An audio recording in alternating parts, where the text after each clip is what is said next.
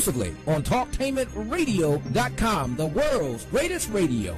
Radio the way it should be heard. And now, Mr. Neely Fuller. If you do not understand white supremacy, which is racism, what it is and how it works, everything else that you understand will only confuse you. Only confuse you. Only confuse you.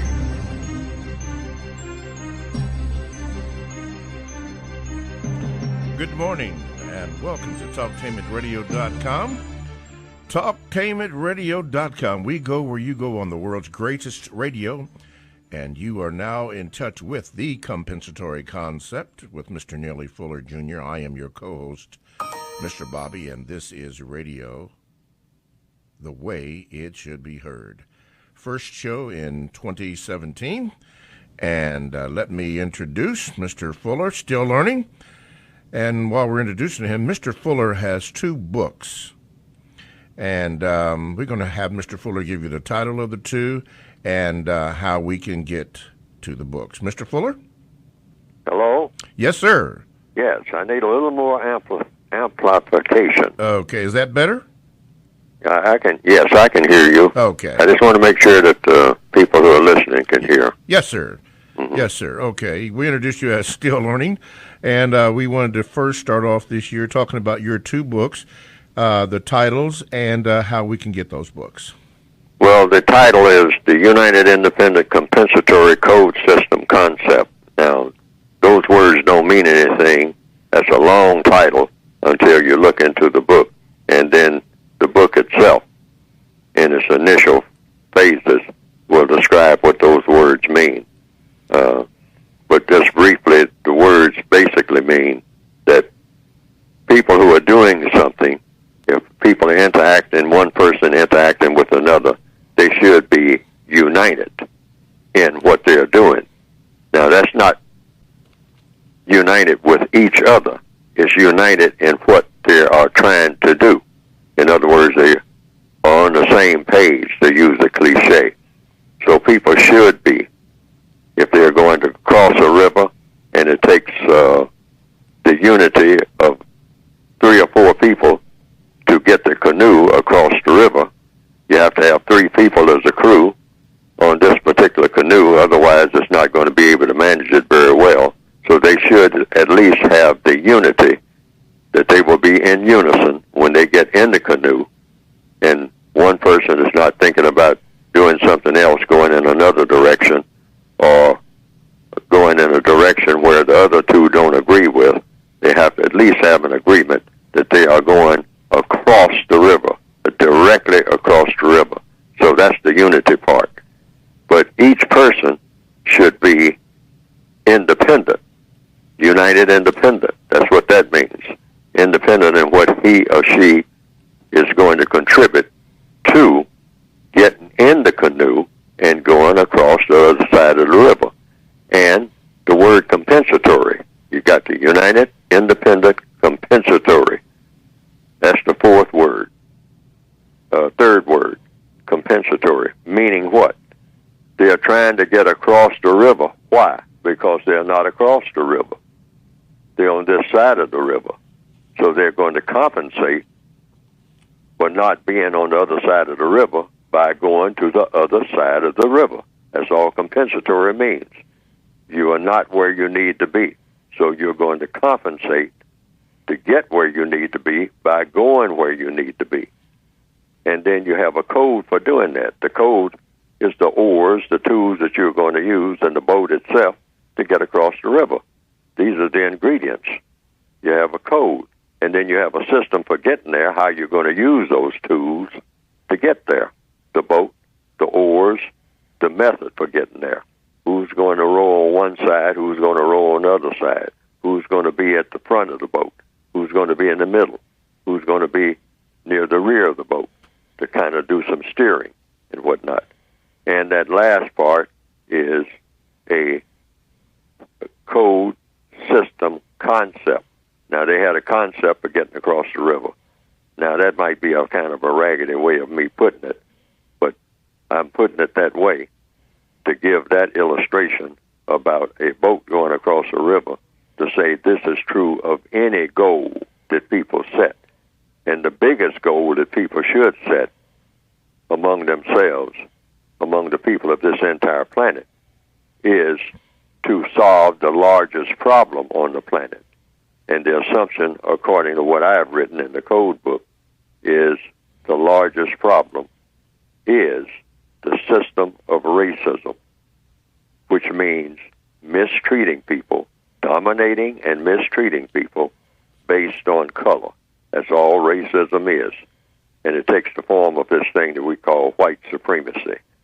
And so that's what that United Independent Compensatory Code System concept is supposed to combat. It's supposed to eliminate that system and replace it with something better. Something better, presumably being a system of justice. And I call it a compensatory code because we don't have a code for doing that. We don't have a way of getting from point A to point B. We don't have a way of solving that problem. That is a problem. We haven't set up one. There's no orchestrated way, that, as far as I know, of doing that. So I'm trying to introduce a systematic way where an individual person can contribute to bringing this about. Each individual person, because it finally comes down to individuals, united with the idea, the concept that you have to get rid of that system. And so you can get the textbook for doing this, at least from my viewpoint, Neely Fuller Jr. You can get the textbook for doing this, for bringing this about, by going to producejustice.com. That's producejustice.com. And it outlines suggestions for getting this job done. Hello? Yes. Okay. Yeah. Okay. That's what we wanted to do. So go to producejustice.com and you can get both books, the United Independent Compensatory Code System Concept and also the Word Guide, which is different from the book. Okay. The phone lines are now open and you can call by calling 1-877-932-9766 or you can Gmail me at 7mrbobby@gmail.com, and I will, if I can, try to get your emails or Gmails on. We have, of course, quite a few backed up since we haven't had a program. So let me see if I can get the Gmails on here. Let's see here. Okay, while we're waiting on the phone calls, let's take a Gmail. This comes from a brother by the name of Eric. He says, Mr. Fuller, yesterday in President Barack Obama's farewell address, he mentioned that race relations have gotten better when you compare it to race relations 10, 20 years ago. But, Mr. Fuller, how is it possible for race relations in any area of human people activity to get better over time when the system of white supremacy has increased in power and strength in all areas of human people activity over that same period of time? Well, I can't speak for President Obama. He has his own viewpoint. And speaking within context, I guess what he meant, that's the way I heard it when I listened to it. And if you put it within a context of people who are in prison, I sometimes use a prison analogy, and someone comes along and gives you better food in the prison system and gives you a more comfortable cell that you are used to, and they eliminate the insects and the rats, the roaches, and the bed bugs, if they're in there, if they're biting you and whatnot. And so the people that run the prison, they come around and they remove these things from your cell. That is an improvement. That is indeed better than it was before. If you had a drab cell, that's very dark. You can't see your hand before your face and all like that. You can't read anything if you're given books, whatnot. So they come in and they put in better lighting, and you might not have enough heat in the wintertime, so they put in a heating system where now you're more comfortable in there. Or in the summertime, when you were sweltering and whatnot in there, and you felt like you were in an oven all the time, so someone came in and they put in a cooling system and made the temperature so that you would be comfortable when you're sleeping or doing whatever you're doing there. I mean, that is an improvement. So I liken it to the racism itself to like a person being in a prison cell. So you can improve conditions in a prison cell. But you should also keep in mind, and I think that the president did this indirectly because he said we still had a long way to go. What's the long way to go if you're in a prison cell? It's to get out of that prison cell. And in fact, it's to eliminate the prison itself and the reason for the prison, because now you have a society where you don't have to have a prison because everybody's on the same page. Everybody's interacting with each other in a manner that makes sense, in a manner that is always constructive. Now, that is the goal, and that should be still the goal. Mm-hmm. Now, we can always acknowledge that things got a little better. I mean, you're no longer on the back of the bus and whatnot, and people don't call you names, I mean, at least every day, going up and down the street, get off the sidewalk because you're black, and let me by because I'm white. And there was a time when people actually had to do that. Mm-hmm. Take off your hat when you pass a white person and whatnot. And look down at your shoes. You couldn't look a white person in the eye. That was considered insulting. Mm. They could look directly at you. Mm-hmm. But you took off your hat and you looked down at your shoes. And you said, yes, sir, and no, ma'am, at all times. Because if you didn't, you're subject to be in serious trouble. I mean, that was, the format then. Yes, sir. Now, you don't have to do that anymore. Okay. But we still have racism. It's not over until it's over. And just painting up the prison cell is not going to cut it. This is 2017. You should have eliminated this system a long time ago because the system never should have existed in the first place. Okay. Before we go to our break here, let's go to the phone lines. See, line number one, is that it? Okay, line number one. You are now on with Mr. Fuller. Go ahead, please. All right, gentlemen. Good morning. It's good to hear the views in 2017. I appreciate the show. Mr. Fuller, I have a question about professions. I happen to be in a profession where I love what I do, but I've been codified for probably more than half of my adult life, not calling it codification, but just living by a certain set of standards or rules that work best for me to avoid conflict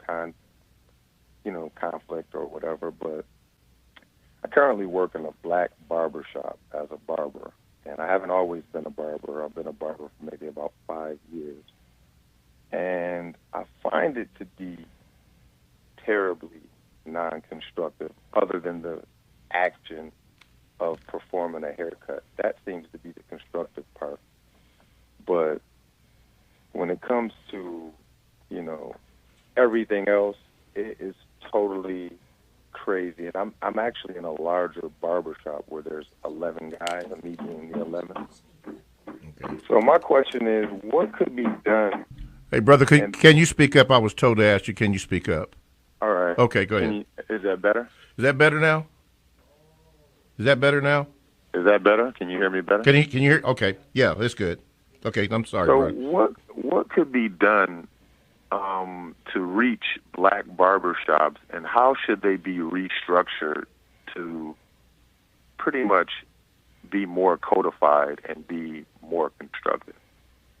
Black barbershops. The black barbershop? Yes, sir. Well, I don't know. What would be the goal? What is the goal of a black barbershop? That's number one. Why do we have, quote, unquote, black barbershops? We sometimes call it the town hall for black people. or, where black people come to discuss things along with getting their hair cut and or arranged. So why are we getting our hair cut and or arranged? I mean, we can start with that. Why are we doing that? In order to do what? What is hair for? What do you do with hair? How did the first barbershop come into being? The very first barbershop. The very first person that said, what we need is a, quote, unquote, barbershop. We need to examine everything that we're doing, not just the barbershop, but every move that we make every day. We should say, why am I doing this? What is the purpose of it? What is the goal? What is it supposed to accomplish? And when we finally accomplish whatever it is we accomplish, and we look at the result, is that result constructive or non-constructive? When you look at a person walk out of a barber shop and say, now I got what I came in there for. I have it completed. So now you walk down the street and you say, now, I made an effort to go to this place and do what I did while I was in this place. And I did two things. I got my hair done or fixed or arranged or cut, and I had some conversations. Now, those are two things that happened in that barbershop. Just two basic things: conversation and hair arrangement. Now, what was the hair arrangement supposed to do that is of constructive value, and what was the conversations or the conversation about, and what was it supposed to produce? And did it produce it? See, it all comes down to results. We have a limited number of time here on this planet. So every move that we make is supposed to produce some type of result. So I raise these questions. This question is being asked of me. What can we do in a barbershop? I say we talk about solving problems. And if you're having a conversation with anybody in a world that's full of problems, when you leave that barbershop, you should have the solution to the problem. Or something was in error in those conversations. You did all this talking. That's one thing that you did to other people in the barbershop. But did you come up with a solution to the problem that you discussed? Because if you weren't discussing how to solve a problem, what was the discussion about anyway? Because if you're black on this planet, every discussion should be about problem solving. And you shouldn't say anything that's going to make a problem. That's what I have to say about it. That's what codification is about. You don't have discussions with people unless it's about solving problems. Why? Because there's plenty of problems to be solved. So the whole thing is, our philosophy of being on the planet is to solve problems without making any. Now, if you're in a barbershop or a beauty parlor, or if you're in a warehouse, or if you're in an office where they have computers and all like that, it's all about one thing. Are you solving a problem, or are you making one? Because it's going to be one or the other. Every move that you're making, regardless of where you are, according to what? According to counter-racist science, according to logic, according to the laws of the universe. In a universe that's full of problems, and you have people who are in the middle of those problems.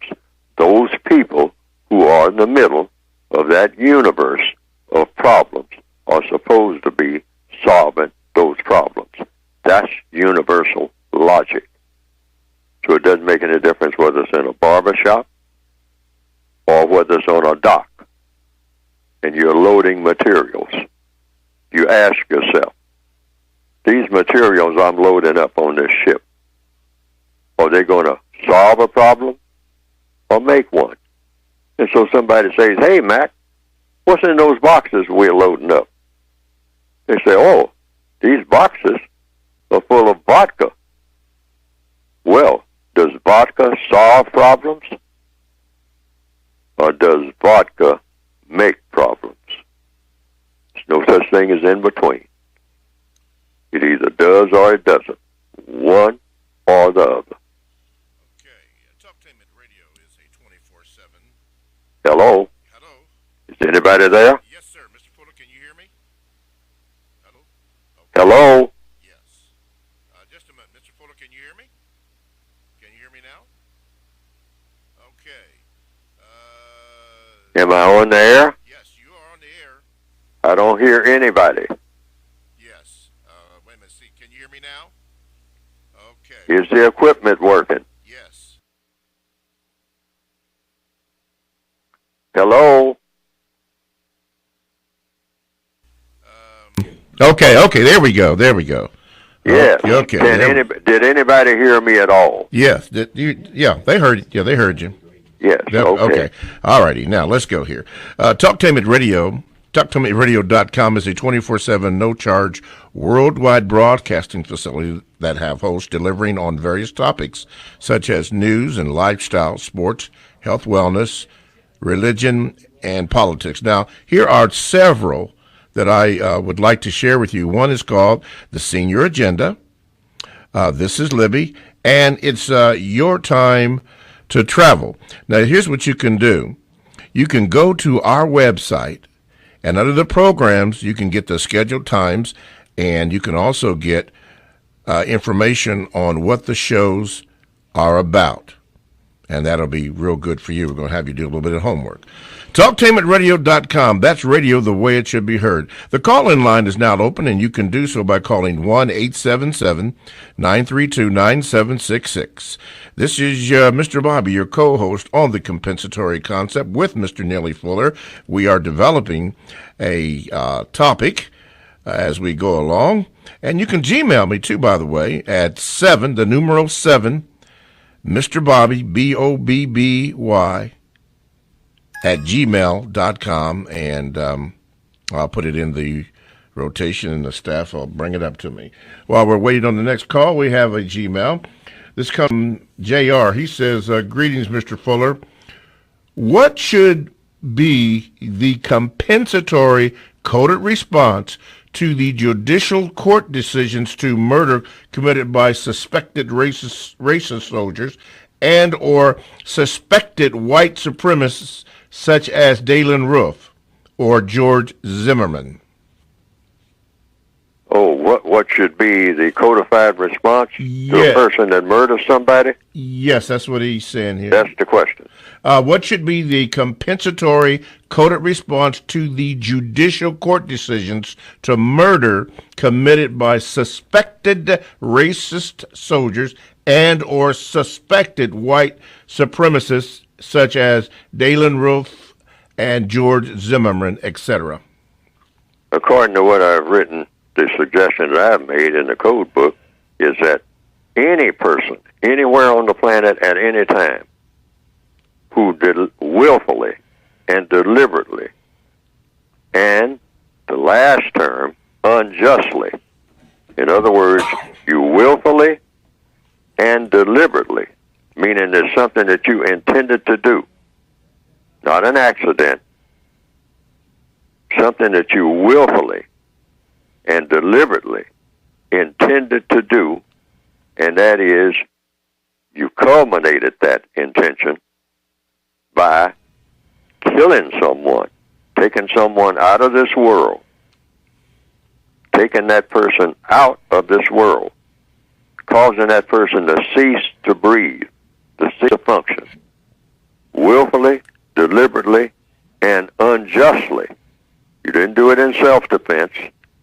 You did it because you just said that that person should be dead on account of you wanted to rob them, or you have some ideology about them being dead, and you got something against them, I mean, and you just decided that person should be dead. They call it murder. Okay? So willfully, deliberately, and unjustly, you kill a person. Now, I'm being kind of laborious with this because I want to make this point. Anybody, anywhere who does that, universally, it should be the same thing. The reaction should be the same all over the world. No exceptions. All the time. That applies to everybody. So that everybody will be on the same page. Everybody will understand it. Nobody will get blindsided. Nobody will say that I didn't think that was going to happen to me. I didn't know what the penalty was. No. We should have a uniform world law that says when you do something like that, willfully, deliberately, and unjustly kill someone, you should be put into greater solitary confinement. That's what I call it. Meaning you're put in a place where you are absolutely alone and you're given the weapon or something similar to it that you use to murder that person. You're given that. That's your friend. That's your companion. That's your business association. And it should be, if the conditions allow, soundproof. So you only hear the sound of your own voice. Because you have made a so-called life and death decision about somebody else. So that means that you consider yourself to be something special. So you should hear yourself talk for the rest of your days and not hear anybody else ever say anything at all about anything. Because apparently you can't get along with people. You're not in agreement with people. So you can at least agree with yourself. Enjoy it. You and your companion that's in there with you, if it's a gun, like a 9mm pistol, which is one of the favorites now for murdering people, one bullet in there. One bullet in that 9mm pistol that you use to kill those people with, or that person with, and that should be put in a case on a wall, if the conditions allow, with a light shining on it, and that's the light that you will be looking at all the time until you decide to do with that pistol what you did to the pistol, to the other people with that pistol. That should be the deal. It doesn't get no better than that. Nobody kills you. Nobody tells you when you will die or if you will die. You will be fed through a trapdoor once a day because you're not going to be using a lot of energy because you ain't going nowhere. But you can sit there and talk to your friend, your companion, your business associate. You all agreed to do what you were going to do. So that should be the deal. That setup should be set up everywhere on the planet. No exceptions. See, people think this thing about going around killing people is some type of fun. We're going to take all the fun out of that. But nobody's going to punish you. This thing of paying somebody to kill somebody, somebody hiding behind a wall and getting paid by the so-called state to pull a lever on someone or to poison somebody. And then you have spectators there, sitting there, maybe family members of the deceased, I understand, in some instances. And they look through a glass and they see the person die. What is that? This is no circus. This is serious business. Should be handled as such. So getting back to the central point, this is the law of compensation. You get what you put out. And you get it not by somebody else's hand, not by some hired gun. Get rid of that hired gun thing. Say, no, you can sit there, you're going to eat, and you're going to sleep, and you're going to talk to your friend. because it looks like you're having difficulty getting along with anybody else, but you and your friend, y'all got a good business deal going. So you sit there and talk to your friend forever. You can sit there until you're 140 years old if you want to. You're going to be fed every day an excellent meal, but you're not talking to nobody, not a guard, and don't get a toothache, or your friend, you can load up, put that one bullet in that chamber of that 9mm and blow that tooth out.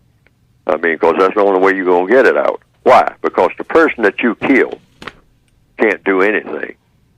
You at least have some type of leeway to do something. But it leads to the same place that you sent those people that you sent away from here. You got to apologize. You don't apologize to the relatives of the people that you kill. That doesn't make sense. That's not logical. You apologize to the people that you kill. And there's only one way to do that. You go where they went. All righty. TalkTimitRadio.com. We go where you go, and you can check us out on 94.1 WGRN. Podcasts are available, and you can download the TalkTimitRadio.com app to your cell or to your tablet. That's radio the way it should be heard. Stay right there. More of your calls and more Gmails, all that and more, coming up next on TalkTimitRadio.com. Alrighty, TalkTamitRadio.com. We go where you go, and you can download the TalkTamitRadio.com app to your cell or to your tablet. Now, the call-in line is now open, and you can do that by calling 1-877-932-9766, or you can Gmail me at the numeral 7, Mr. Bobby, BOBBY, at gmail.com. But before we do all that, listen. We have entered now into a new year, and we want to continue to bring you the second hour of the compensatory concept with Mr. Neely Fuller Jr., but we need your help. Now, you can do that by simply donating. Now, you can go to the home page, and I think Ed has set up the there's a donate button right there with all the instructions that you need to do. And you just push that button, and all the information comes up on how you can donate so we can continue with the second hour of the compensatory concept with Mr. Neely Fuller Jr.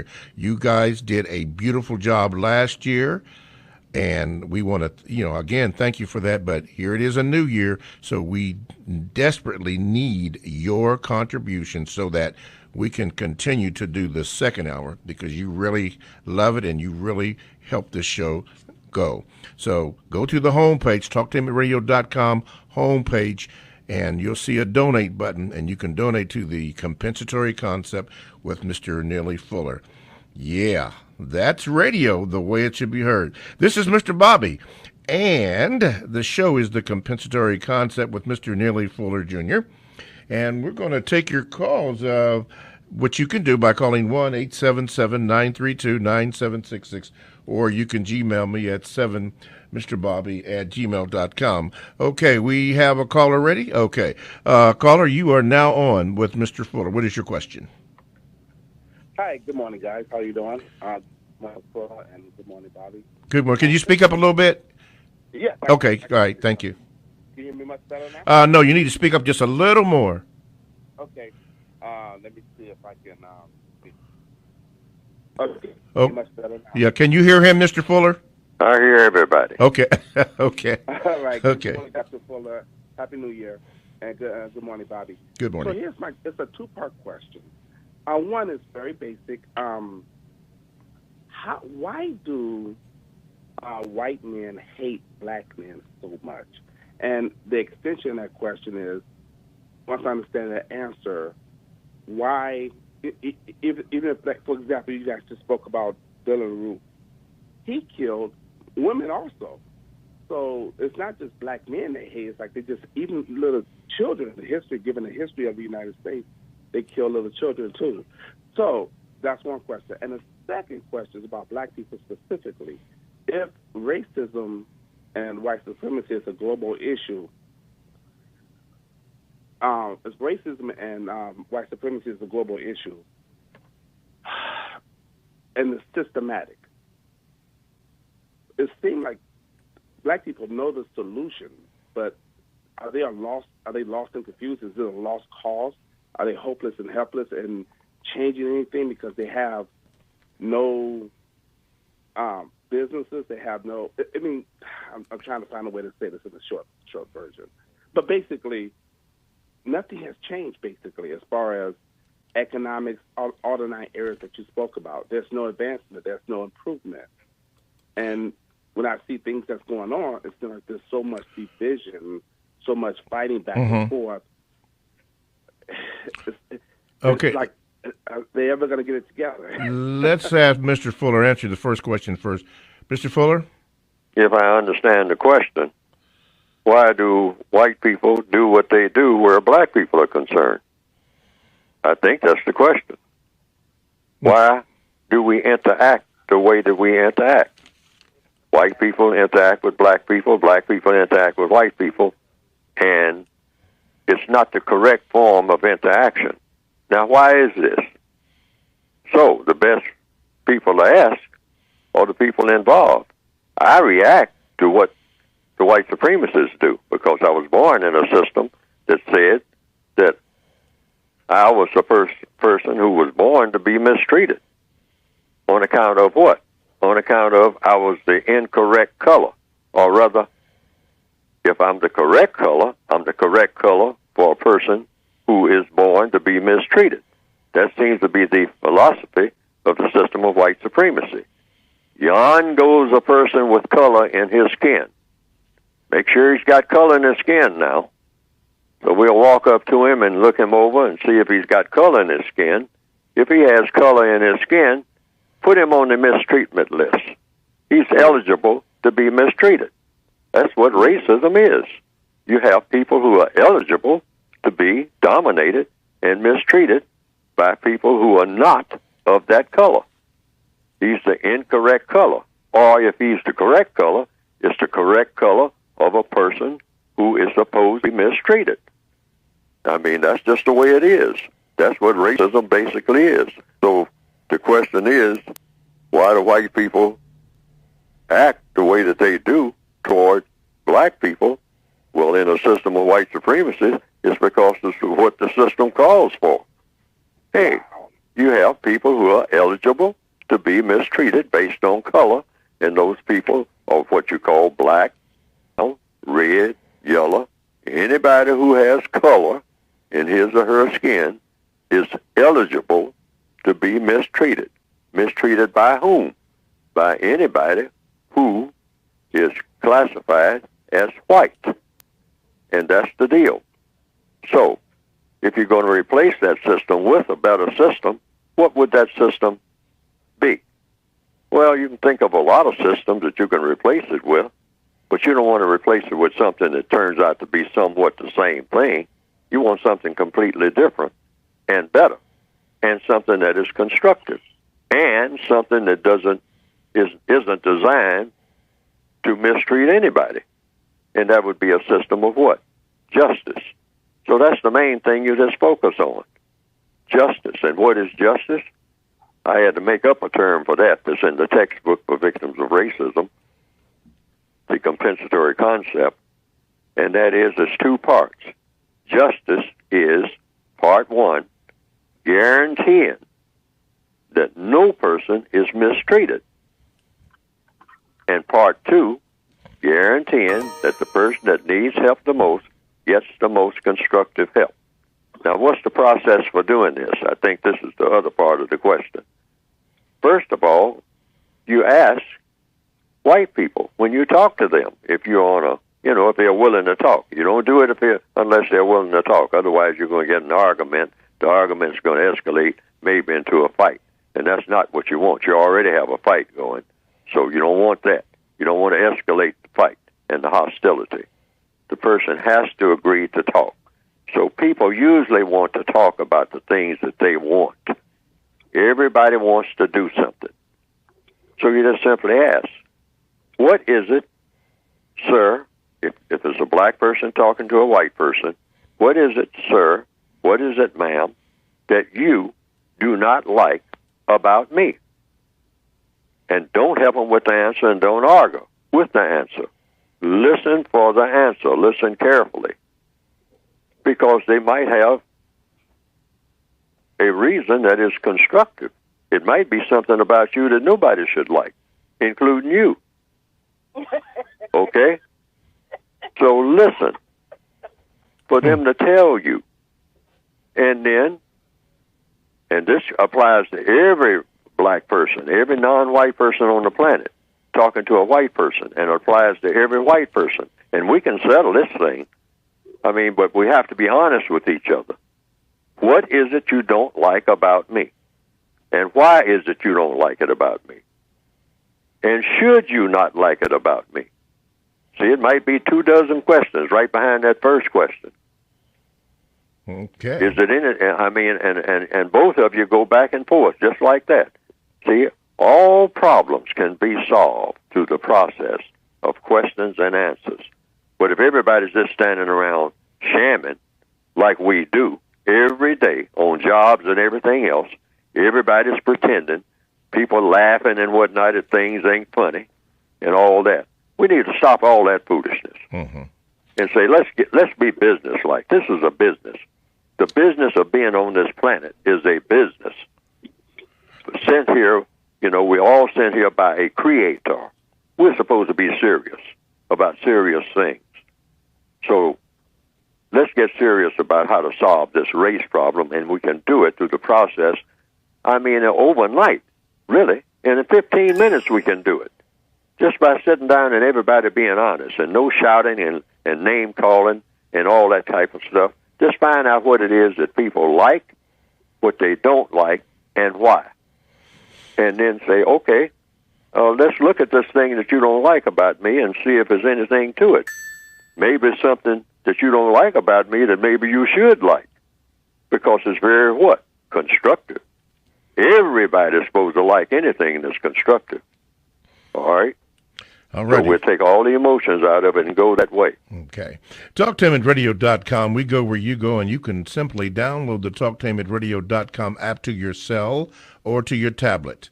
That's radio the way it should be heard. Call-in line is now open, and you can do that by calling 1-877-932-9766, or you can Gmail me at 7Mr. Bobby, the numeral 7, Mr. Bobby, Bobby, at gmail.com, and I will try to read your question. And please, when you do that, I'm going to read it the way that you wrote it. So be aware of that. And if you try to contact me again on that, I may not have an opportunity to get to it if it's not read or doesn't sound the way that you want it to sound. Anyway, moving on, listen. This is very important. Now, you know that we have entered a brand new year, and we want to continue to bring the second hour of the compensatory concept with Mr. Neely Fuller Jr. It is just outstanding, but we cannot do it alone. We need your help, and all you have to do, real simple, since you're on your computer, is go to the TalkTameAtRadio.com homepage, and there is a donate button there. Hit the donate button, and you can enter in the amount that you want to donate to the program. And it's just as simple as that. That's all you have to do. Just as simple as that.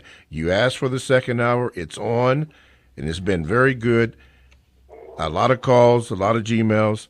Very good. But we want to continue to do that. So go to the TalkTameAtRadio.com homepage, hit the donate button, and donate. Now, I'll be doing this one for a little while, so get used to that. My name is Mr. Bobby, and this is the compensatory concept with Mr. Neely Fuller Jr. We still don't really have a topic. Mr. Fuller has been answering your questions. And before we go on, Mr. Fuller, could you give the listeners some information on how to get your books? Just go to Produce Justice, like in production, which is what we're all supposed to be doing, presumably, and that is producing a product called justice. Just go to producejustice.com, and what will come up on the screen is all the instructions for ordering the book, and a little more information about what the books are about. The basic textbook and the addition to the book, it should be counted as really one book, but I couldn't get it all in one volume, so I had to make an additional volume called a compensatory word guide, because the way we use words are very important in order to solve any problem. Okay. Words are nothing but tools, like a pair of pliers or a saw or whatnot. Go to producejustice.com. Okay. We got two calls here, so let's see if we can get them on. Okay, caller, you are now on with Mr. Neely Fuller Jr. What is your question? Hello? Yes, you're now on. Go ahead. Oh, great. I'm still learning, Neely Fuller. I'm calling from Cell Block, California. I had an observation I would like him to maybe give his commentary on. It has to do with, in California, it might be across the country, I don't know the world, but a lot of people classified as Mexican and or El Salvadorian, Panamanian, you name it. These are considered or classified or look like non-white people. But when I look at their public records in the public school systems, their parents all have white for race. So I'm trying to figure out why, Mr. Fuller, maybe he can elaborate. I think he explained it before, but maybe it would help people listening. Why would they permit, or who permitted, all these Mexican people to classify their race as white when visually, phenotypically, they don't look white, but they've been permitted to, versus the white or British people who had mixed offspring with natives, and they didn't classify them as white. I know it's to produce confusion, but what is Mr. Fuller's interpretation on that, please? Oh, okay, Mr. Fuller? Confusion. That's exactly what the white supremacists do. In order to conquer people and keep them conquered over a long period of time, you must do what? Confuse them. And you confuse them not just in one thing, you confuse them about everything that is of constructive value in all areas of activity. You confuse them in... Hello? Yeah, Mr. Fuller, could yes, you ma'am. give that brief explanation you had before that broke it down about how the Spaniards permitted their mixing, their miscegenation to be classified as white? Could you give that brief explanation? No, well, apparently, I mean, from what happened was the English-speaking white supremacists, that's right. Not all white people, but the white people who believe in white supremacy, some of them spoke English, and then others spoke Spanish. They were all white, okay? Right. But it appears on the surface, and this is just my opinion, and I think history will bear it out, or any investigation will bear it out, apparently, the English-speaking white people who believed in white supremacy said, we're going to do something that these Spanish-speaking white people are not doing. We are not going to claim our offspring that we have by these dark-skinned people. We will lay around in the bed with black women, brown women, yellow women, whatnot, females rather, and we will have offspring by them. We will have children by them. We will not claim any of these children as being our own. All right? Right. We will claim them as being the same as the category of people that they're in. We'll have plenty of babies. We'll have them all over the place, but we're not going to claim them. Now, we are noticing that the Spanish-speaking white people, they are claiming their children. That's going to come back to haunt them. It's going to cause all kind of confusion. And that apparently is what has happened over all these years. See what I mean? The white people who spoke the language called Spanish had babies by dark-skinned people, just like the white people who spoke English had babies by dark-skinned people. But many of the Spanish-speaking white people say, well, you know, if some of these babies I'm going to claim, but some of them I'm not. But some of them I know they got some color in their skin, but I'm going to claim them and include them as being just like me. even though they don't look exactly like me. All right? So that's where the confusion came from. And that has been carried on from generation to generation. And the English-speaking white people have said, didn't I tell you so? Now you're confusing yourself because you don't even know who your own people are. You know, we don't have that problem, us English-speaking white people, because we saw that coming, okay? So you all made a big mistake, but you're going to have to live with that mistake. But don't force me to live with it. That's the English-speaking white people talking to the Spanish-speaking white people. You're trying to force me to live with your mistake. We told you people thousands of years ago. You don't claim these dark-skinned babies as being your own. You don't include them in your family so that your family looks like it's all what they call mixed and whatnot. That causes confusion among yourselves. We don't make that mistake. We don't claim none of that garbage as being ours. Thank you, caller, so much for your call.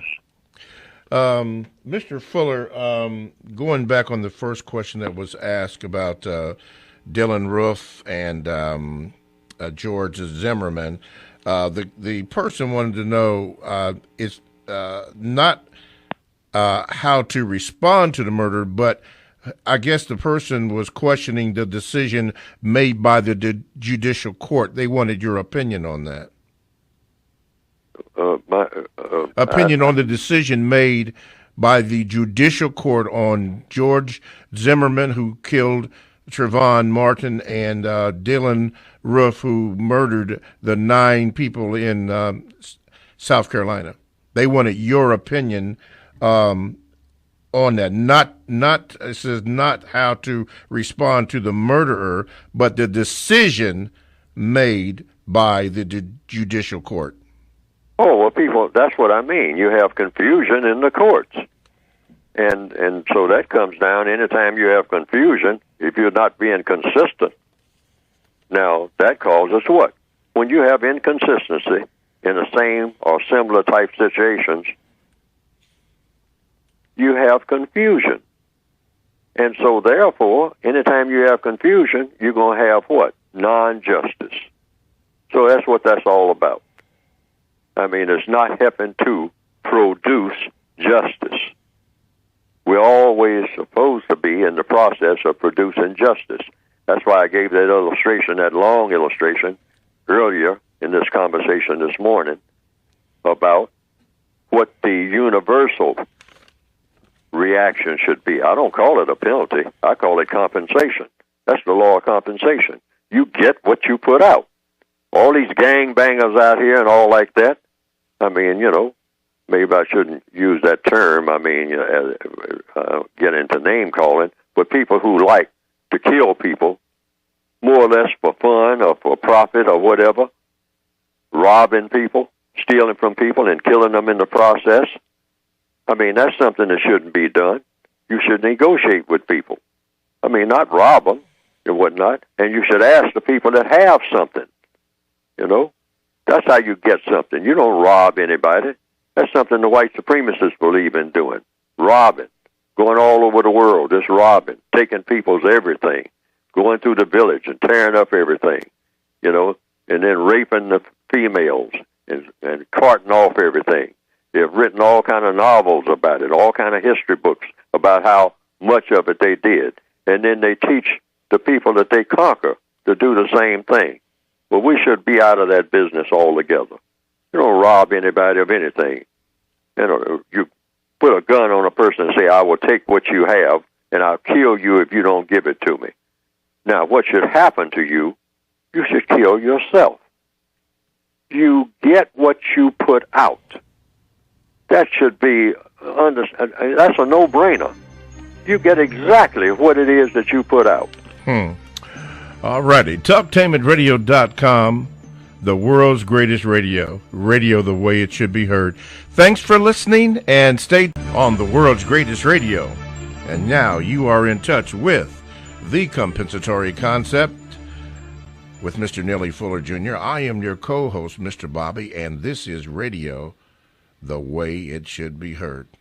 Mr. Fuller always says, still learning. and he is. And by the way, Mr. Fuller has two books, and Mr. Fuller, how can we get your two books? It's two books, but it's really one book, and you can go to producejustice.com. That's producejustice.com. And what will come up on the screen is a brief description of the basic textbook. That's a book. Both books are addressed to the individual person, what an individual person can do each and every day, wherever you happen to be on the planet. Because the problem that we're dealing with, racism, is a planetary problem. And if we ever go into outer space, we're going to take that same problem with us. I mean, that's why we shouldn't even be going anywhere to other planets, trying to discover other people. Because the white supremacists, who are pioneering a whole lot of this space travel, presumably some of them are white supremacists, maybe a few of them anyway, they'll take that same stuff somewhere else. So why contaminate everybody who's out there waiting for someone to come from some other place and introduce some racism there? So you don't even want to travel anywhere where you're going to spread poison. Clear up this poisonous system that we have here, because it's loaded with poison. The people of this planet are all poisonous people. We shouldn't be talking about taking anything to anybody anywhere else until we clean house here. Everything starts right where you are. So that's what the books are about. It's about making us the type of people that we should be here, with the idea that we will become interplanetary people, universal man and universal woman. That's described in the textbooks too. That's our ultimate goal. Universal man with and for universal woman. Perfect combination of people. Universal man plus universal woman equals things as they should be. If you're going to do something, try to do the very best, not just to do anything. Just have any kind of old scramble type of society, any kind of old way, throwing stuff together any kind of old way, mix and match any kind of old way. No, you orchestrate everything in such a way that you get the ultimate result, the very best result. In every situation, you have what? Two things to choose from. The very worst and the very best. Why not go for the best? So we want quality relationships first among everybody on this planet. The ultimate, the best that a person can possibly be after we find out what that is. Sure, trial and error. You have to try some things that you haven't tried before. But some things we have tried before and found out that it's all messed up, really. It causes more confusion than anything else. Like going around glorifying violence. We know that that's not very productive. And then shake hands, after it's all over, and set up a fast food place in the very spot where there was a battlefield, and everybody sit down and eat. Now, what was the battlefield for? You could have done that without the battlefield. That's why I'm saying, under the system of white supremacy, you got all kinds of stuff that happens that shouldn't happen. And we should eliminate that, and that's what the books are about. ProduceJustice.com. ProduceJustice.com. Okay. The phone lines are now open, 1-877-932-9766, or you can Gmail me at the numeral 7, Mr. Bobby, at BOBBY, at gmail.com. And before we go to the Gmails, we'd like to say this. Now, you know that we have entered into a brand new year, and we want to continue to bring the second hour, this hour, of the compensatory concept with Mr. Neely Fuller Jr. That could only happen if you give donations, and we need your help. So please go to the talktainmentradio.com. I believe it's on the homepage, and there's a donate button underneath it. Just hit that donate button, and it's just as simple as that. Just give the amount, and you're in there. And by the way, all contributions are tax deductible, so you don't have to worry about that. But we do need your help to continue to do the second hour, and you did beautifully last year. You really did, and I want to thank you. But I want to thank you in advance for doing that this year. This second hour really means a lot to you. Hit that donate button on that homepage. Okay. Phone lines are open. 1-877-932-9766 is the number. That's 1-877-932-9766. Or you can Gmail me at the numeral 7, Mr. Bobby, Bobby, at gmail.com. And I will try to read them. Okay, let's go to the Gmails. It says, greeting, Mr. Fuller. My question is this. Do you know, Mr. Fuller, if there is an obstacle for sending the compensatory code book to an inmate held in the North Carolina Department of Corrections? The straight answer is I don't know. But I will say what's been my experience. There are some prisons where my book is not allowed. What? Yes, sir. All down through the years, I've experienced that. And in other prisons, allow it. Now, somebody is not minding the store. I mean, there's nothing in my books that I think shouldn't be allowed anywhere in the world. Because someone asked me once, many years ago, what was the content of my books? Was my books anti-American or all like that? I said, absolutely not. There's nothing in either one of my books that's anti-American. These are patriotic books. I mean, both volumes. Okay, the Word Guide and the Basic Book, which is basically it's just one book. I always try to emphasize that. Basically, the two volumes are just one book. Mm-hmm. And there's nothing in it that's anti-American, nothing in it that's anti-African, nothing in it that's anti-Asian, nothing in it that's anti-justice. It's pro-justice, every bit of it, totally for justice and against what? The system of white supremacy. And everybody on the planet, including the white supremacists, should be against the system of white supremacy. Why? Because the system of white supremacy is about mistreating people. That's all it's about. That's all it's about. Mistreating people based on what? Color. You're going to mistreat somebody on account of what the creator of the universe said that they should be. So you shouldn't even, if you're a white supremacist, you shouldn't be arguing with the person about being black. Argue with the creator about that.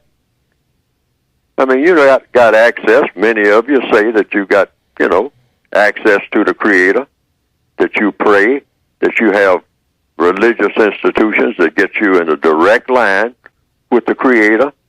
Talk to the creator. Say, wait a minute, we got some people that's got color in their skin here.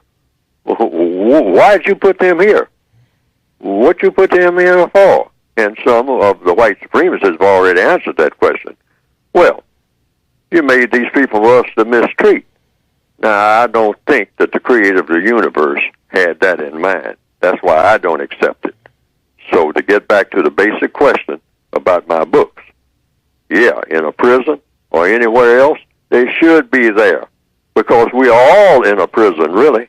If you're a person of color, it's just that these so-called prisons that we have where you put people in what I call, and this is in the textbooks too, greater confinement. But if you're a person of color, you are already in prison because you're born in the prison called the system of white supremacy.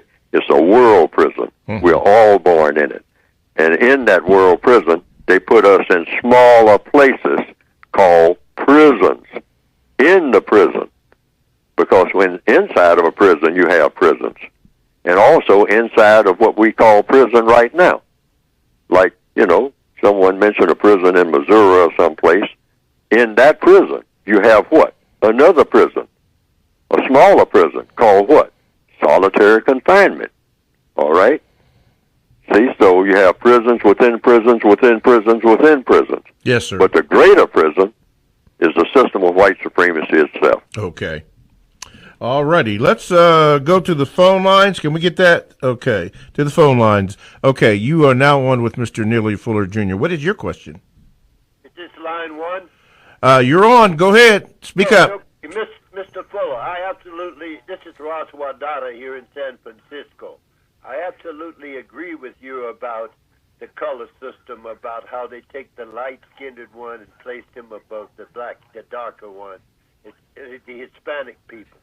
Because I've observed through the university, this universe, that I've seen this Caucasian woman classified herself as white, that has a white daughter and two mixed black boys. She has considered the boys retarded, and all of her property she will leave to her white daughter, who is the end of her strand. And she has reached out to find people that's way in her distant family that has nothing to do with her immediate family, and she is want to leave everything to those people and just classify these boys as being controlled by another lighter-skinned person of the family. And this is totally confusing.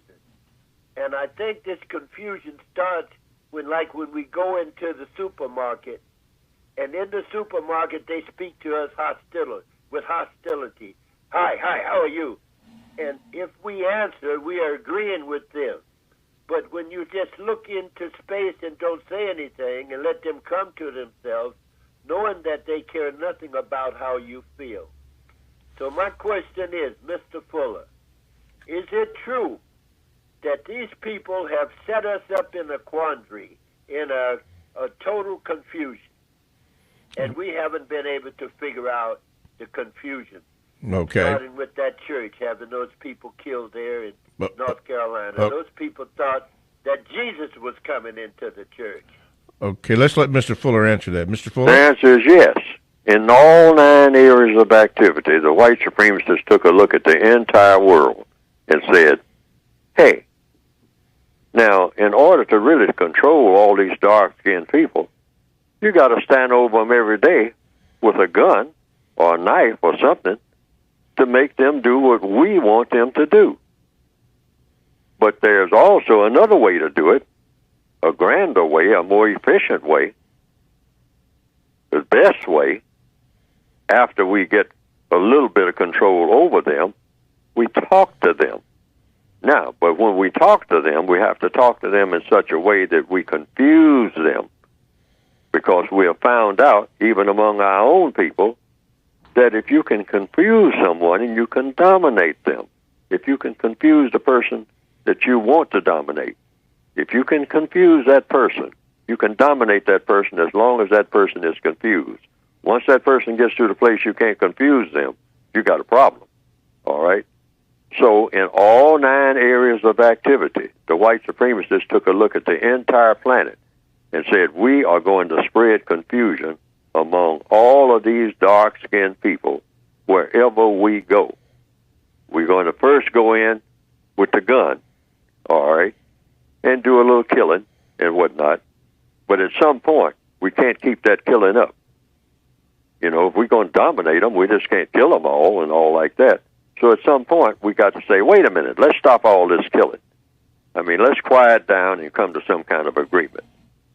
Just like, any criminal operation.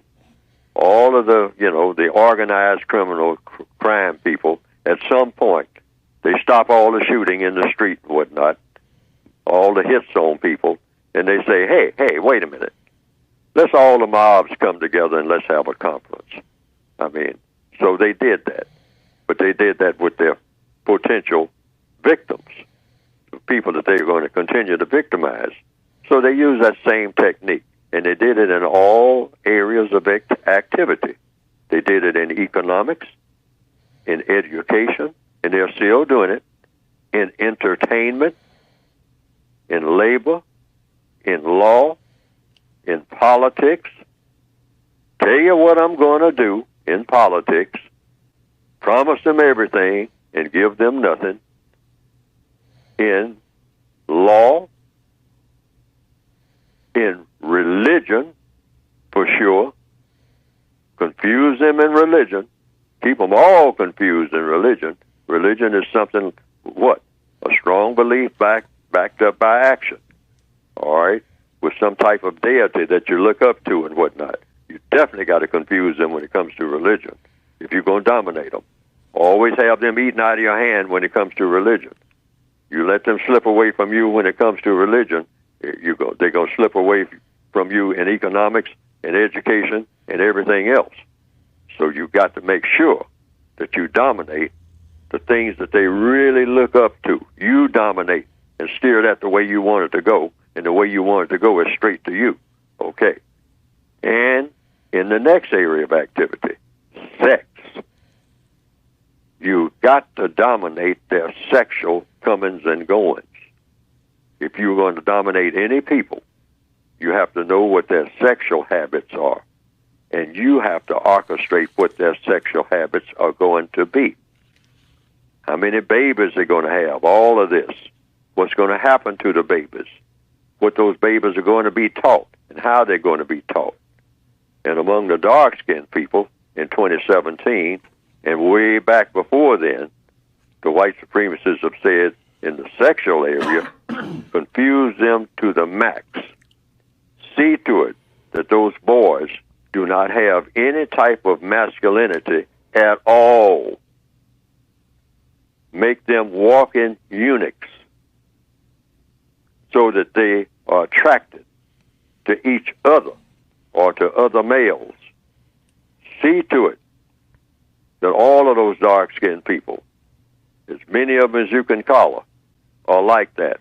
Steer them in that direction and pay them well to go in that direction. If they're in the entertainment field, pay them well to lead other people in that direction. If they're in the education field, for sure, the colleges and whatnot, their schools, go and steer them in that direction. And then that will leave the females standing there looking at each other.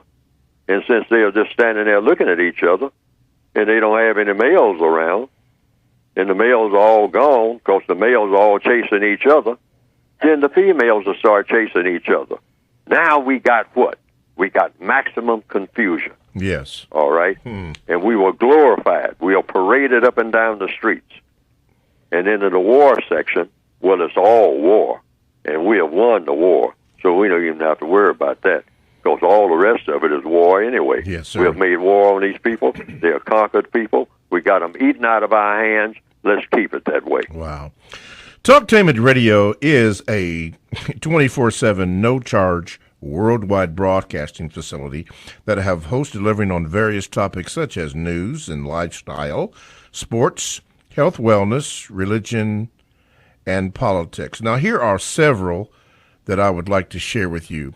Urban Flow, the voice of the Pink Pearl magazine, and Fight Back. Now, all these shows are distinct and they are exclusive to TalktainmentRadio.com, and you can go to the TalktainmentRadio.com homepage and you can look at each one of these shows to get a full description, the dates that they come on, and what the show is about. And they are really wonderful shows for you to do. So you can do that by going there and to our website and under programs, and you can see the times that the programs are scheduled. And that is exclusive to Talktainment Radio. That's radio the way it should be heard. The call-in line is now open at 1-877-932-9766. And this is Mr. Bobby on the Compensatory Concept with Mr. Neely Fuller Jr. And actually, we're been talking about compensation, compensatory. and Mr. Fuller speaks to the universal law of compensation. So if you have any questions, you can call in or you can Gmail me. You can call in, and we'll do that. And while we're doing that, I've been told to do this. When you go to the homepage, don't forget to hit the donate button, because we really do need your help to bring the second hour of the compensatory concept with Mr. Neely Fuller. You wanted it. It's here. You've been wonderful in your contributions in the past, and we still need that. All you have to do is just go to the homepage, hit the donate button, and you are in. All contributions are tax deductible. Okay, let's go to the Gmail. Let's see here. First of all, we'll read this one.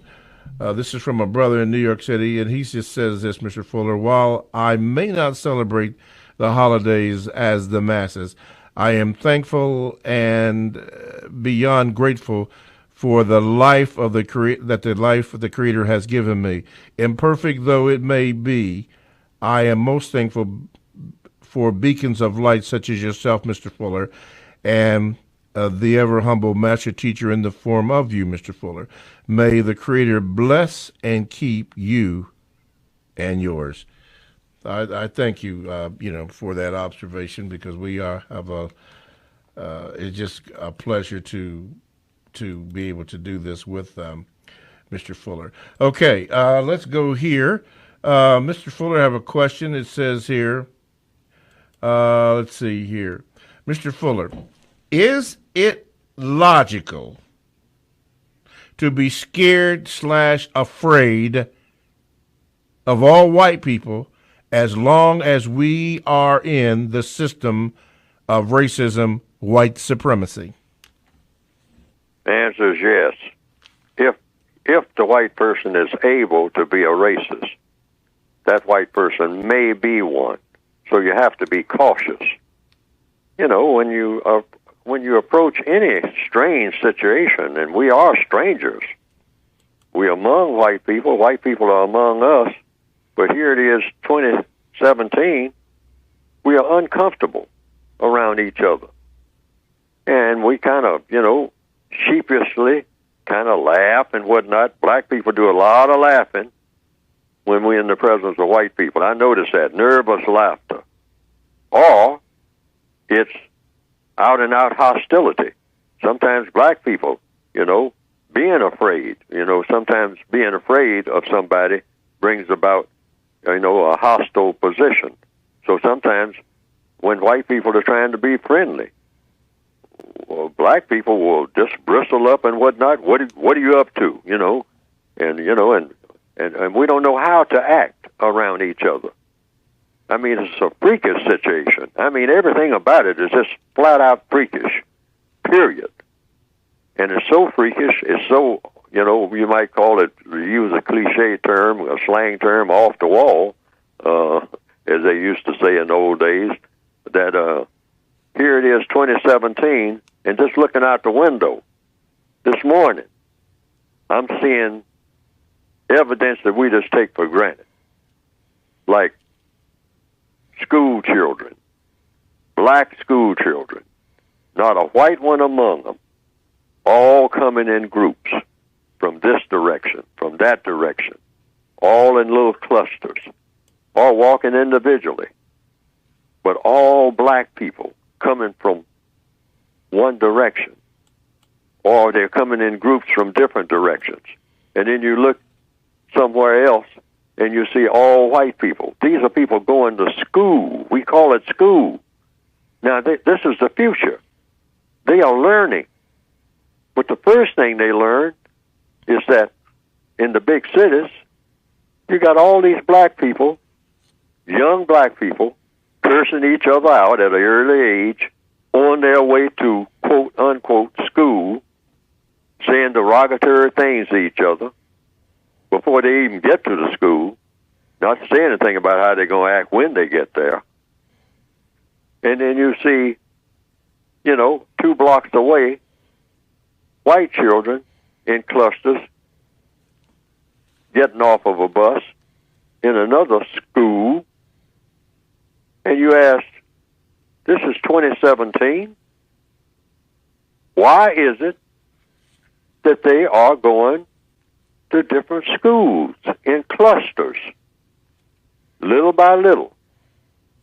If a school has black and white in there in equal numbers, little by little, the next year, there are fewer white people, and then fewer white people, and then fewer white people, until there are none, except one or two white women chaperoning a whole bunch of very young black people from one class to another and trying to show some patience with them while they're acting out and more or less giving up in the process. And this is being passed on and passed on and passed on. And they say where the black children are, everything is failing. Nothing works. There's a lot of problems with dropouts, a lot of problems with discipline. You spend half of the time just trying to keep people in their seats.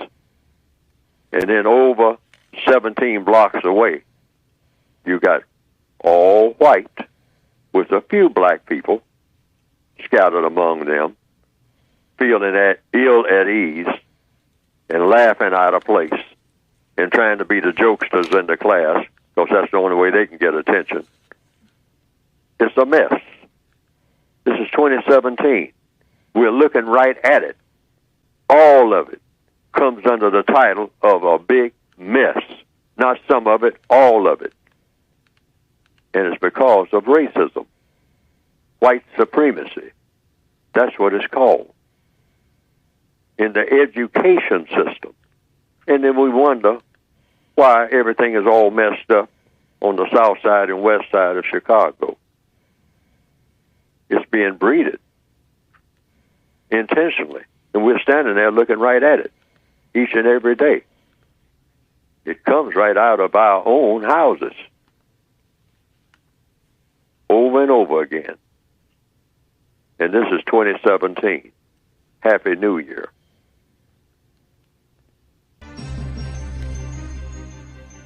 All righty, TalkTimidRadio.com. We go where you go, and you can check us out on 94.1. Call-in line is now open at 1-877-932-9766. TalkTimidRadio.com. This is Mr. Bobby, the co-host on the Compensatory Concept with Mr. Neely Fuller Jr., and he's on the line answering your questions, so we're going to get ready to go there. But don't forget, while you're on there, and while you're waiting, go ahead and hit that donate button. Thanks to Steve in Memphis and Joella in San Antonio, Texas for your donation. Thank you very much. Yeah, we appreciate that. So keep on donating. In fact, even when the show is not on, you can still donate that so we can continue with the second hour of the Compensatory Concept with Mr. Neely Fuller Jr. Let's go to the phone lines. Line number one? Okay. Line number one, you are now on with Mr. Fuller. Go ahead. Hey, yes, sir, Bobby and Dr. Fuller.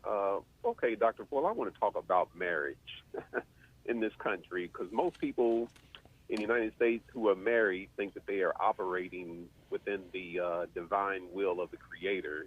But in all reality, that's just another one of those 9 areas of activity that the white supremacists are in complete control of. And if you look at the hands of most white males who have any type of finance, most of them have wedding bands on their fingers, and most white females have big fat diamond. If they look halfway decent, they got a big fat diamond ring on their finger. And most black people don't have any type of diamond ring, or black women don't have any diamond rings and nothing on their finger. Most of us are not married.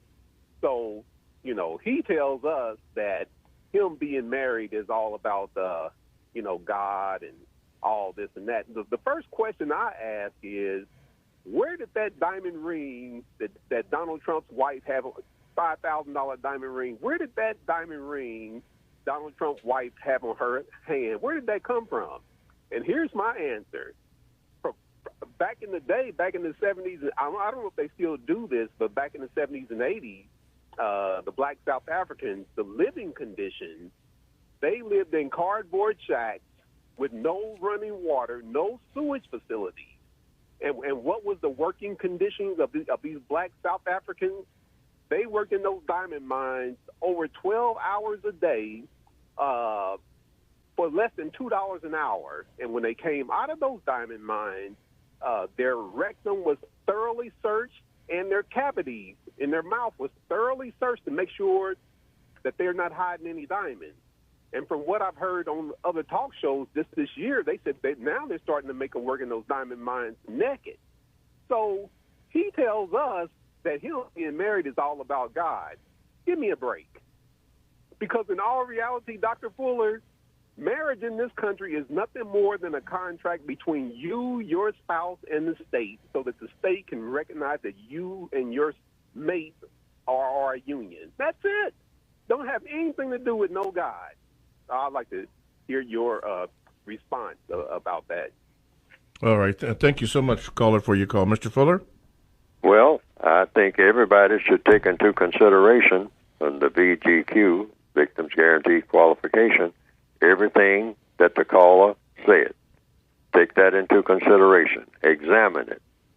You know, are rings necessary when you get married, so-called, all right, in this system? Are you really married in a system of white supremacy? Slaves are usually not considered to be married people. Why? Because they can't control anything about their destiny. People who are born on a plantation, and the entire world is a plantation, if you are a person of color, it's no different. You're under the system of white supremacy. So if you pair off with somebody, who is really the boss of your marriage? The white supremacists. Which means you what? You really don't have a marriage. That's just a kind of an agreement you have made as cellmates. Cellmates can so-called go through a ceremony in a penitentiary, in a prison, in greater confinement. Cellmates can, quote, unquote, marry. I mean, if that's what they want to, they have a ceremony and whatnot. But they are cellmates in somebody else's prison and have no say-so about anything. Now, that is the actual condition of every person of color on the planet, particularly people who are classified, quote, unquote, as black and or Afrocentric, or whatever you want to call it, African America, quote, unquote.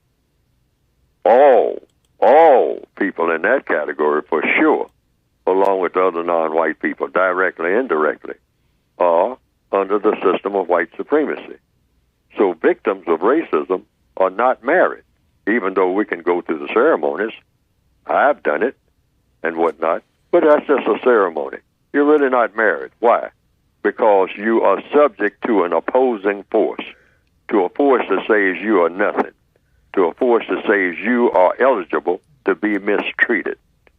And so therefore that nullifies your actual marriage. That actually does.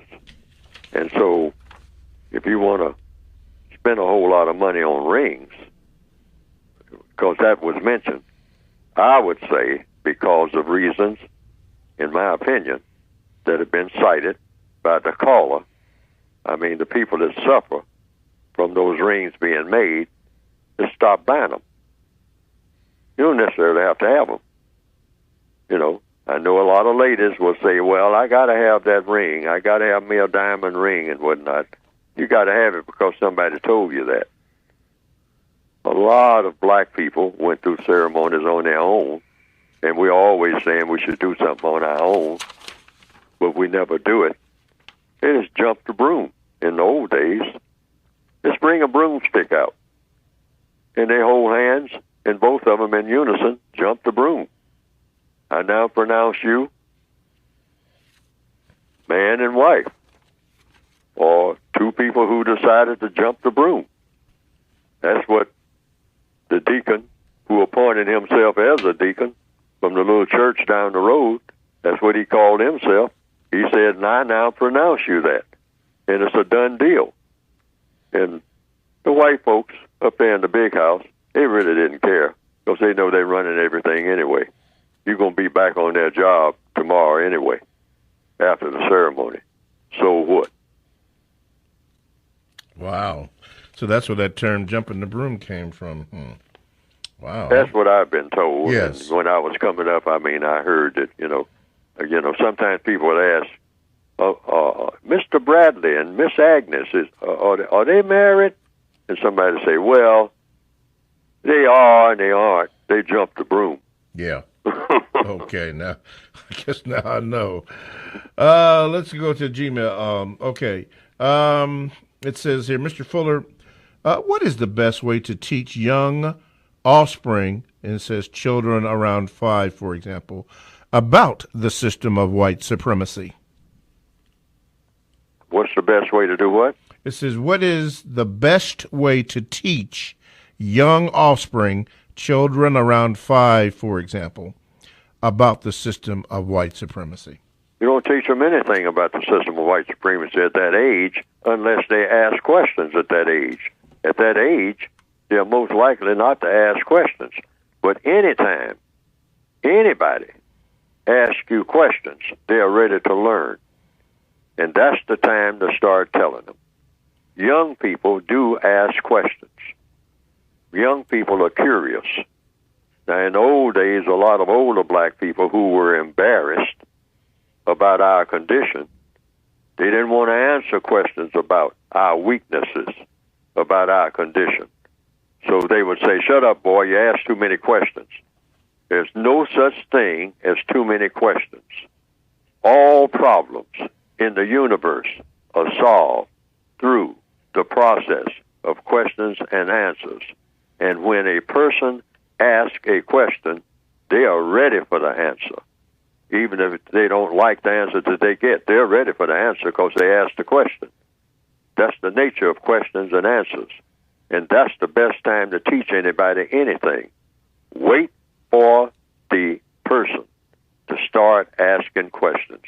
And then you tell, I always say, the codification process is when people ask questions, try to find out the answer. If you don't know the answer, say, I don't know. Mm-hmm. That's the answer to that question at that time. But I will do my best to find out and give you an answer. And give the person the answer to the question and give them the truthful answer. Don't skirt around it.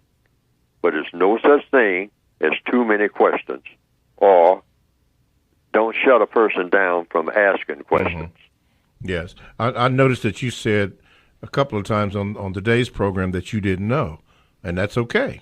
Yeah. Yes. You don't have the answers to a lot of things. I mean, most of the things going on in the entire universe, no one knows the answers to. Including Neely Fuller Jr. Yes. Never. I learned from the old sergeant that taught me something about logic, because I always say follow the logic. Yes, it was sir. a black sergeant. He said, Fuller, I noticed something about you. When I ask you something, you hem and haw around, and you get embarrassed because you don't know the answer to the question. But you won't say you don't know. He said, let me tell you one blankety blank thing. Never be embarrassed about not knowing. You don't come into the world knowing anything. Yeah. He said, so therefore, never be embarrassed about not knowing something. And then he put the cap on it by saying, now, if you're going to be embarrassed by not trying like hell to find out. Okay. All righty. Oh, very good. TalkTainmentRadio.com. We go where you go, and you can download the TalkTainmentRadio.com app to your cell or to your tablet. That's radio the way it should be heard. The call-in line is, again, open, 1-877-932-9766. Or you can Gmail me at the numero 7, MrBobby@gmail.com, and I will try to read the Gmails as possible. It says, Mr. Fuller, for the second time this hour, can you give the listeners the information on how to get your books? Go to Produce Justice. That's like you're producing something, and we all should be. that's the hypothesis, producing a product called justice. That should be our reason for being, our initial reason for being here on the planet, producing a product called justice. Go to producejustice.com, and what will come up on the screen is a book called the United Independent Compensatory Code System Concept, and it's 2 volumes there. One is just in addition to the other. Most people get the basic book. Yes. Some people get them both. Yes. I mean, the second book is basically like a word guide. It just has a lot of words in it, like in a dictionary. It's not a dictionary, but it's similar to a dictionary.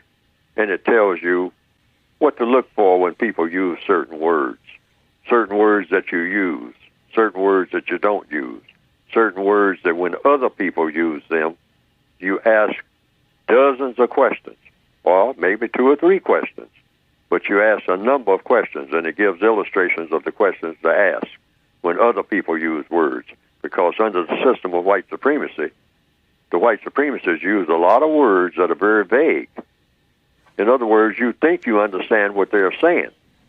Like some people said back in the old days, they speak with forked tongue, say one thing and mean another. Yes. So you have to ask a lot of questions sometimes about certain words they will use.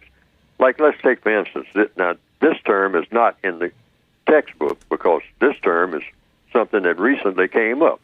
It's called what? Alt-right. Oh, yes, yes. Have you heard that term? Yes, sir, I have. Yes.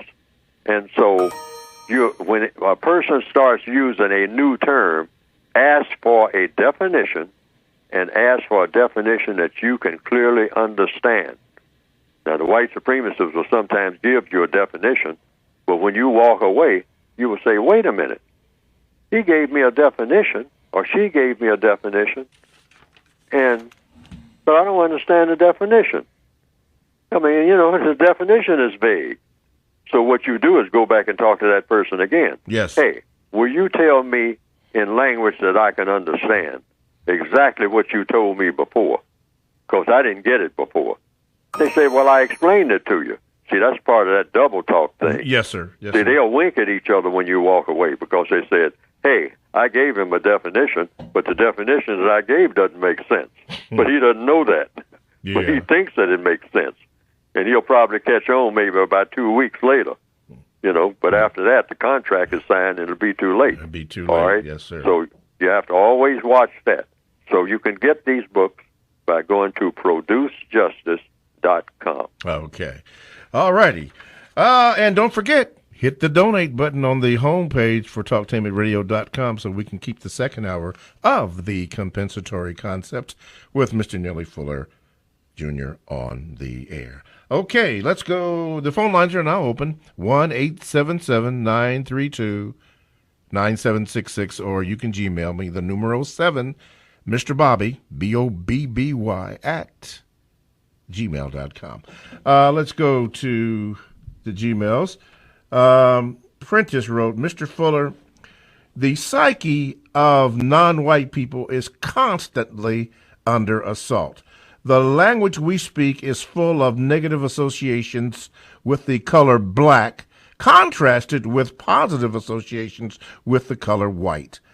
White supremacists subject non-whites to Eurocentrist viewpoints, omission of facts, or straight-up falsification of history and events in every institution and all forms of mass media. This assault is done intentionally, to Mr. Fuller, to bolster the psyche of white people while at the same time creating a inferiority complex and non-productive consciousness in non-whites. Mr. Fuller, how can the victims of white supremacy neutralize the assault on their psyche by racist man and racist woman, and how can non-whites bolster their own self-image in order to create a productive consciousness? Well, for one thing, we start with the premise that the white supremacists use the language, and that's what I just talked about. Yes, you did. The use of words. I mean, they associate everything with darkness that is something that is evil. Yes. I mean, and they do not just the word dark or black. They use any words that the white supremacists use is designed to do what? The way that they use them. Words are nothing but tools. The way they put words together will give strength to the system of white supremacy. That's their ultimate goal. That's the way a white supremacist thinks. They're not going to use words that are not going to give them greater strength and make their opponents or the people that they are opposed to weaker. And they teach their opponents to use words, or the people that they make subject to them use words in such a manner that the people who are using the words, like black people, just like the caller said, black people are taught to use words in such a manner that they actually become weaker in mind and in body and in intent and in having anything of constructive value going on in their heads. We have, our heads are swimming with words that are planted there, directly or indirectly, by the white supremacists, in such manner is that when we use these words to communicate with each other, the words have the effect of tearing us down. Yes. Even if we're not aware of it. Even the way that we go about saying things to each other. I mean, black people have these, you might call them falsettos. We have an artificial way of talking, just like black males have an artificial way of walking in many instances. Not in all cases, probably not in most, but every now and then you can see the way that the black person walks when they walk into a place. They walk with a certain style as if to be, I'm going to threaten you. In other words, we call it. I mean, we don't even have a name for it, but we can pick it up, and we try to have an appearance that is threatening. Truth be told, our appearance is supposed to be threatening. Mm-hmm. Threatening to whom? Other black people. All right? Other black people. That's who it's aimed at. And the way that we talk. Sometimes the way we move our eyes or the way we tilt our heads and whatnot is supposed to be, hey, what's up, man? I'm about something. You about something? Let's get it on. Can I interrupt you just for a second? Excuse me. Yes, sir. Excuse me, callers, because they don't like for me to interrupt you with that. But when President Obama steps out of Air Force One or the helicopter and goes into that pimp walk, is that a threatening gesture to some people? Yes, it is. Okay. But see, it's something that, it might be his natural walk and it might not be. Okay. But to a lot of people, they consider that. Okay. Hey, I'm hip. I'm with you, bro. Yeah. And then when we decipher what I'm with you, bro means, it means we're gonna do about a 15 gyration handshake. All right. And then we're gonna hug. And then 30 minutes later, the 9mm are popping. Now, that's not funny. So to use the expression that we use all the time now in modern ghetto lingo, what's up with that? But that's what we wind up doing. That's true. Yes, black sir. people are the huggingest people in the world. Nobody hugs like black people. That's Man, true. we got to hug everybody. And then 15 minutes later, we're killing all the people that we hugged. Now, we need to stop this foolishness. Yes, sir. I mean, we are full of theatrics. We're running on empty, all of us. One can't talk down to the other. I'm not talking down to black people. Right. But our culture is totally rotten. Rotten. Rotten.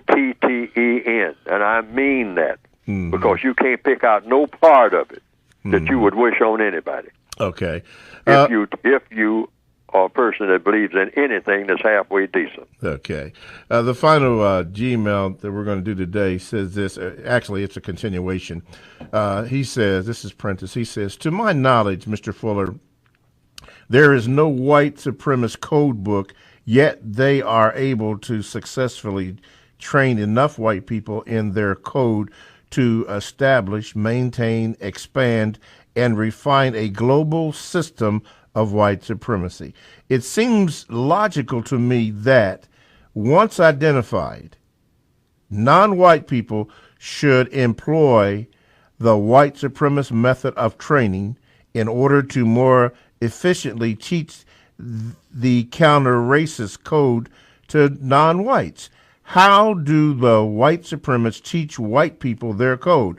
Would this method be practical for non-whites? Yes, that's what I'm trying to do, the infancy part, with the textbooks that I have written. Yes, sir. Because all books that are white supremacists write, including their novels, their so-called romances and all like that, is about white supremacy. We just don't interpret it that way, but they do. It's all about making them powerful, even when it doesn't seem that way. I don't care what kind of book they write, what kind of movie they make. It's all about white supremacy. But that's something that black people do not understand, because we do not understand the white code, which is why we don't understand white supremacy. Many of us say that there's no such thing as white supremacy, but we're looking at it all the time. But we do not see what we're looking at. A white supremacist doesn't do anything that's not going to give strength to the system of white supremacy. I don't care how innocent it may look. I mean, writing a little children's book and all like that. It's all about white supremacy. Making a movie, it's all about white supremacy. But, I mean, you look at it and say, I don't see where they said anything about white supremacy in that movie. The whole movie is about white supremacy, guy, fella, lady, you just don't see it. You're looking at it. The forest and the trees, Well, it wasn't no black people in it. That's the whole point. Even that tells you something. Yeah. Wow. Wow. Outstanding. Outstanding. Well, well, we've come to the just about to the end of the show, so we want to thank you for listening, and thank you, Mr. Fuller, for all that you have done to contribute. While we're here for the few remaining moments, we also would like for you, listeners, to, since you're on the homepage, to hit that donate button so that the second hour of the compensatory concept with Mr. Neely Fuller can be heard. And you've done a beautiful job. Mr. Fuller, let me give you the final word before we go. What is your final word for today? We are supposed to be aiming toward, right now, I would say in 2017, it's imperative, I mean, with the election and all like that, that we still have to try to figure out how we're going to have what the textbook calls the quality relationship. Quality in all 9 areas of activity with both white people and non-white people worldwide. Anything less than that is not going to work. I don't care how we kind of twist and turn around it and all like that. We have to have a quality relationship. Now, what is a quality relationship? You have to guarantee that everything that you do when you interact with everybody has a constructive result. All right. That's a big order, but we have to do it. Okay. Constructive. Everything constructive, nothing non-constructive. All righty. Thanks for listening, everybody. TalkTameRadio.com.